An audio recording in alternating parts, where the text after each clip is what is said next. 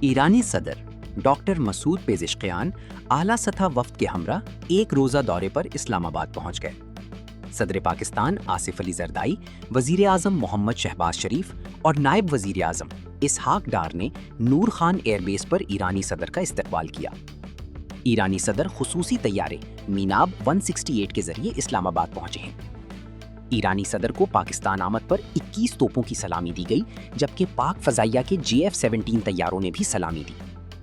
روایتی لباس میں ملبوس بچوں نے ایرانی صدر کو پھول پیش کیے۔ پاکستان اور ایران کے جھنڈے تھامے بچے ایرانی صدر کے استقبال کے لیے موجود تھے۔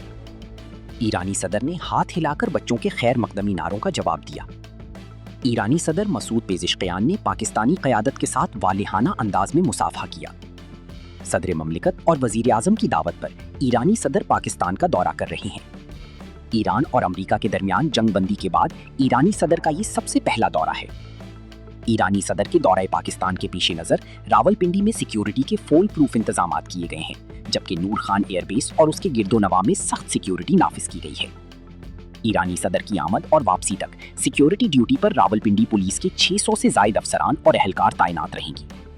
پولیس کے مطابق راولپنڈی کو اسلام آباد سے ملانے والے تمام اہم مقامات پر اضافی نفری تعینات کی جائے گی اور VIP موومنٹ کے دوران کسی قسم کی کراسنگ کی اجازت نہیں ہوگی۔